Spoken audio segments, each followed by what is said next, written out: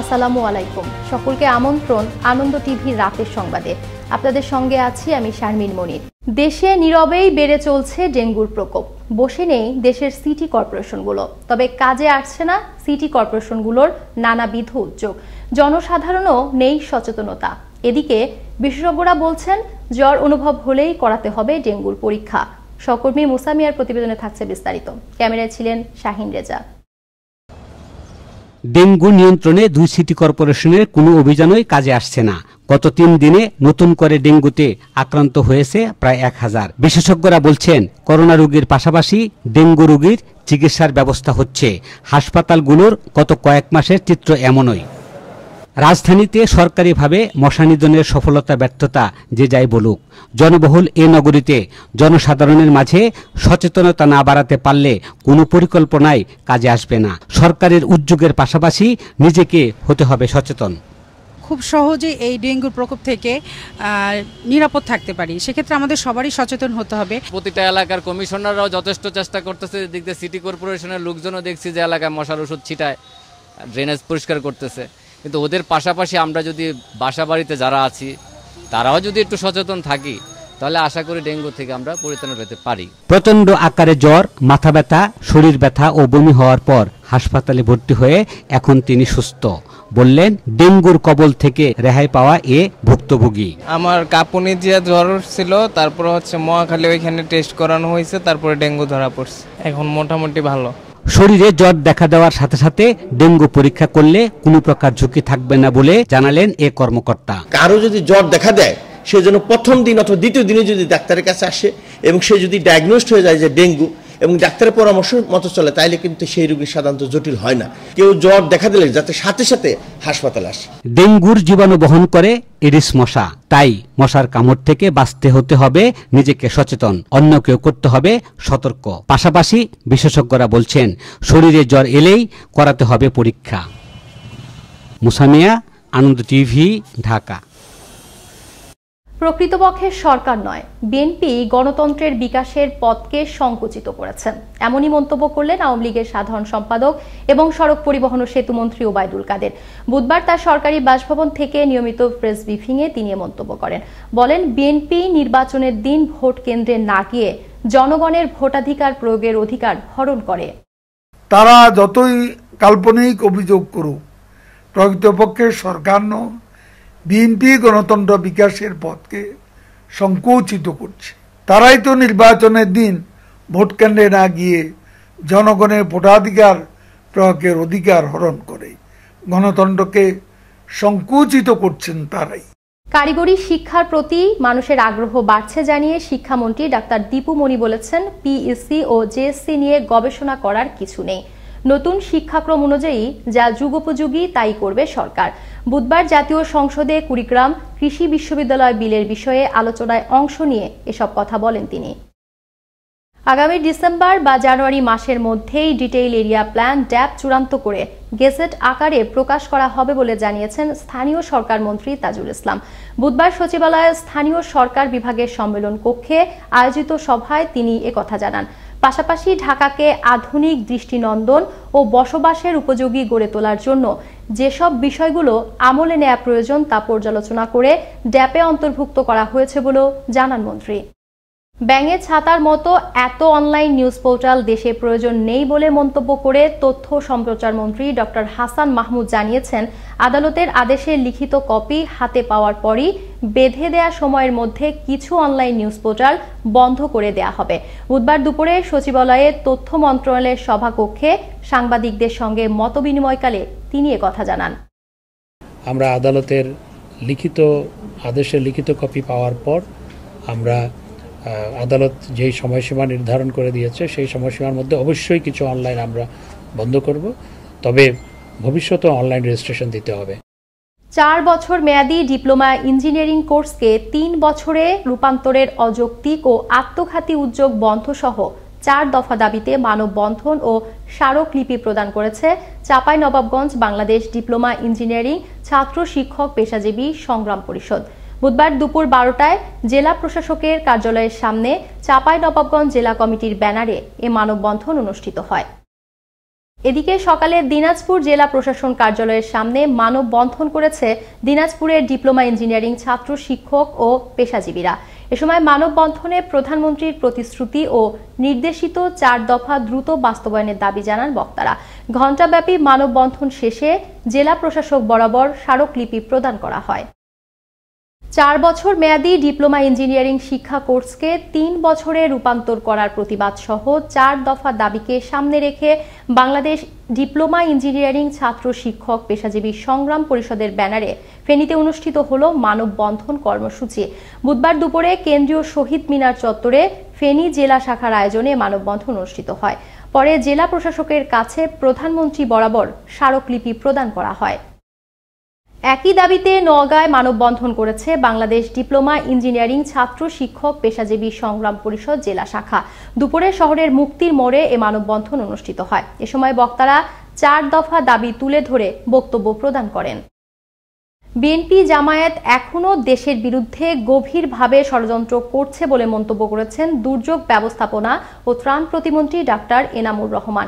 বৃহস্পতিবার দুপুরে সাভারের আশুলিয়ার ধামসোনা ইউনিয়নের ডিইপিজেড এলাকায় একটি রেস্টুরেন্টের উদ্বোধনকালে তিনি এ মন্তব্য করেন। সফলতার সাথে 3য় বর্ষ অতিক্রম করে 4র্থ বর্ষে পদার্পণ করতে যাচ্ছে রংপুর মেট্রোপলিটন পুলিশ। এ উপলক্ষে মঙ্গলবার দুপুরে নগরীর পুলিশ কমিউনিটি সেন্টারে বিগত বছরের কার্যক্রম তুলে ধরতে সংবাদ সম্মেলন করেন Rangpur metropolitan police commissioner Abdul Alim Mahmud. এ সময় রংপুর মেট্রোপলিটন পুলিশের সার্বিক কার্যক্রম এবং আগামী দিনের কর্মপরিকল্পনা তুলে ধরেন তিনি। এই অঞ্চলের মানুষ যেন তার অর্জিত সম্পদ, অর্জিত অর্থ সেটি নিরাপদে নির্বিঘ্নে ভোগ করতে পারে। বগুড়ার শেরপুরের ইব্রাহিম হোসেন হত্যায় জড়িত এক যুবককে গ্রেফতার করেছে পুলিশ। মোটরসাইকেল ছিনতাইয়ের উদ্দেশ্যেই গলা কেটে হত্যা করা হয় ইব্রাহিমকে। বুধবার দুপুরে এক সংবাদ সম্মেলনে এ তথ্য জানান পুলিশ সুপার সুদীপ কুমার চক্রবর্তী। গ্রেফতার হওয়া যুবক আদালতে স্বীকারোক্তিমূলক জবানবন্দি দিয়েছে বলেও জানান পুলিশ সুপার। ময়মনসিংহে অনুষ্ঠিত হলো শিশুদের দক্ষতা ও জীবনমান উন্নয়ন শীর্ষক এক সেমিনার। বুধবার সকালে নগরীর সরকারি শিশু পরিবার বালিকা আয়োজিত সেমিনারে প্রধান অতিথি হিসেবে উপস্থিত ছিলেন সমাজসেবা অধিদপ্তরের পরিচালক কামরুল ইসলাম চৌধুরী। এ সময় জেলা সমাজসেবা কার্যালয়ের উপপরিচালক আবু আবদুল্লাহ ওয়ালিউল্লাহ এবং বিভাগীয় পরিচালক তাহমিনা আক্তার সহ অন্যান্যরা উপস্থিত ছিলেন। বুধবার বেলা 11টা থেকে বিকেল পর্যন্ত মানিকগঞ্জের আরিচা ঘাট এলাকায় ড্রেন নির্মাণের জন্য মন্দির ও কবরস্থান সহ অর্ধশত বসত বাড়িতে উচ্ছেদ অভিযান পরিচালনা করে সড়ক ও জনপথ বিভাগ। এতে ক্ষোভ প্রকাশ করেন ক্ষতিগ্রস্তরা। এর আগে নোটিশের মাধ্যমে স্থাপনা অন্যত্র সরিয়ে নিতে বলে সড়ক ও জনপথ বিভাগ। কুমিল্লার দাউদকান্দিতে পরিবারের অজান্তে খেলতে গিয়ে পুকুরের পানিতে ডুবে মৃত্যু হল 2 কন্যা শিশুর। বুধবার সকালে উপজেলার লক্ষ্মীপুরের খিলাইলপাড় গ্রামে ঘটে প্রাণহানির ঘটনা। এ দুর্ঘটনায় শিশুদের পরিবার ও এলাকাবাসীর মাঝে নেমে আসে শোকের ছায়া। ময়মনসিংহের বিভিন্ন অঞ্চলে প্রতিনিয়ত বেড়েই চলছে মানসিক ভারসাম্যহীন ভবঘুরে লোকের সংখ্যা, যাদের বেশিরভাগই অপরিচিত। বিশেষজ্ঞদের মতে দেশের বিভিন্ন স্থানে এ সকল ভবঘুরে লোকদের জন্য আশ্রয় কেন্দ্র থাকার পরেও নেই দৃশ্যমান কোনো কার্যক্রম। এতে মানবিক অধিকার থেকে বঞ্চিত হচ্ছে তারা। সহকর্মী ওমর ফারুক সুমনের প্রতিবেদনে থাকছে বিস্তারিত। ভবঘুরে ব্যক্তির সংজ্ঞা হচ্ছে কোনো ব্যক্তি যার বসবাসের বা রাত্রি যাপন করার মতো সুনির্দিষ্ট স্থান বা জায়গা নেই, এমনকি ভরণ পোষণের জন্য কোনো সংস্থান নেই, যিনি অসহায়ভাবে শহর বা গ্রামে বাসমান অবস্থায় জীবনযাপন করেন। সরকার কর্তৃক সময় সময় প্রদত্ত বিভিন্ন ভাতা সাহায্য লাভ করেন না। মনোবিজ্ঞানী ও বিশেষজ্ঞদের মতে অনিয়ন্ত্রিত সংস্কৃতি, পর্ণ, পারিবারিক বন্ধন আলগা হওয়া, চরম বেকারত্ব, মানবিক মূল্যবোধ হারিয়ে যাওয়া, প্রেমে ব্যর্থতা, মাদকের সহজলভ্যতা, সর্বোপরি ধর্মীয় অনুশাসন থেকে দূরে সরে যাওয়ার জন্য চারদিকে ভর করছে অস্থিরতা, হতাশা, বিষণ্ণতা। আইনের শাসন না থাকা, নগরায়ন, আর্থসামাজিক অবস্থা, মানসিক চাপের কারণে মানসিক ভারসাম্যহীন রোগীর সংখ্যা প্রতিনিয়ত বেড়েই চলছে। সমস্যা ভারসাম্য অবস্থাটা তৈরি হয় মূলত একজন ব্যক্তি যখন তার বাস্তব জীবনে চলার ক্ষেত্রে তার লক্ষ্য উদ্দেশ্য পূরণে ব্যর্থ হয়। মানসিক ভারসাম্যহীনতা আসলে পারিবারিক প্রেক্ষাপট থেকে বেশি আসে। পারিবারিক অসচ্ছলতা, সম্পর্কে যদি কোনো টানাপোড়েন থাকে, স্বাধীনতা যুদ্ধের পর যুদ্ধবিধ্বস্ত বাংলাদেশে ভিক্ষাবৃত্তি ও ভবঘুরে লোকদের সংখ্যা দ্রুত বাড়তে থাকে। ফলে 1977 সনে ঢাকার মিরপুরে, মানিকগঞ্জের বেতিলা, নারায়ণগঞ্জের গোদনায় এবং গাজীপুর জেলার কাশিমপুরে 4টি আশ্রয়কেন্দ্র চালু করা হয়। কিন্তু যে হারে রোগী বাড়ছে সেই হারে তাদের জন্য নেই ন্যূনতম কোনো পুনর্বাসন ব্যবস্থা।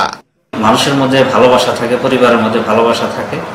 আমার মনে হয় যে এই বিষয়গুলো বা এই ঘটনাগুলো কম ঘটবে। সরকার এই বিষয়ে সমাজ কল্যাণ মন্ত্রণালয়ের মাধ্যমে দ্রুত এদেরকে ভবঘুরের আশ্রয় দান এবং তাদের পরিবারের কাছে এদেরকে ফেরত দেওয়ার খুঁজে বের করে দেওয়ার ব্যবস্থা করতে পারে। আশ্রয়হীন লোকদের জন্য দেশে আশ্রয় কেন্দ্র রয়েছে, তবে যথাযথ নিয়ম অনুসরণ করলে আশ্রয় কেন্দ্রে পুনর্বাসন করা যেতে পারে বলে মন্তব্য এই কর্মকর্তার। মানসিক ভারসাম্যহীন যারা আছে তাদের মানসিক চিকিৎসাটা আগে নিশ্চিত করতে হবে, মানসিক হাসপাতালে তাকে ভর্তি করতে হবে। বাংলাদেশে ভবঘুরে ও নিরাশ্রয় ব্যক্তি পুনর্বাসন আইন পাশ হয়েছে 2011 সালে। আইনে বলা হয়েছে সকল ভবঘুরে ও ভিক্ষুকদের পুনর্বাসন, চিকিৎসা সহ অন্যান্য দায় দায়িত্ব বহন করবে সরকার।